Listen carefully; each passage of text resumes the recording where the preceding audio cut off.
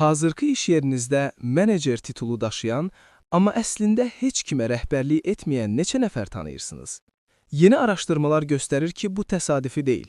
McDonald's və ya Burger King kimi nəhəng şirkətlər minimum əmək haqqı alan işçilərə saxta menecer titulları verirlər.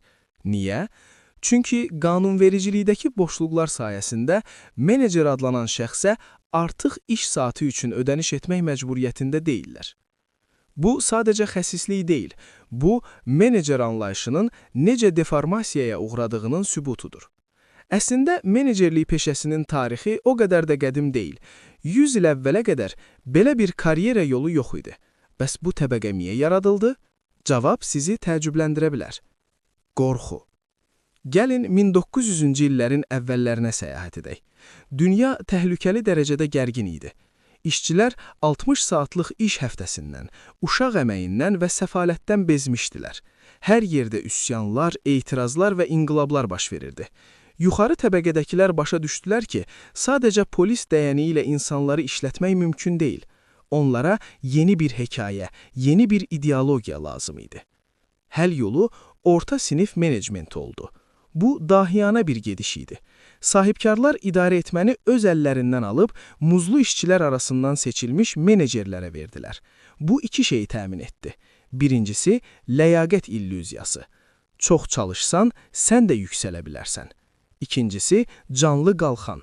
Artıq fəhlənin qəzəbi birbaşa patrona yox, onun yanındakı masada oturan menecerə yönəlirdi. Lakin 1960-cı illərdə bu sistem də çatlamağa başladı. İnsanlar standartlaşdırılmış həyatdan, fabrik sistemindəki bir çarx olmaqdan bezdilər. Onlar azadlıq və yaradıcılıq istəyirdilər. Kapitalizm də buna uyğunlaşdı. Neoliberalizm səhnəyə çıxdı. Bizə azadlıq adı altında satılan şey əslində təhlükəsizlik torunun yox edilməsidir. Öz işinin ağası ol şüarı sadəcə sənə maaş, sığorta və gələcək vəd etmirik deməyin başqa adıdır. Ən qorxulusu isə odur ki, köhnə qəzəbli müdürlər yoxdur. Onların yerini kompüterinizdəki səssiz kodlar, hər bir klikinizi izləyən algoritmlər alıb. Biz özümüzü azad sanırıq, amma əslində həm özümüzün ağası, həm də özümüzün quluyuq. Qazancı isə yenə görünməz əllər toplayır. Müasir menecer isə bu sistemin ən bədbaxt fiquruna çevrilib. Onlar yuxarıdan gələn təzyiqlə aşağıdan gələn narazılıq arasında sıxılıb qalan bufer zonasıdır.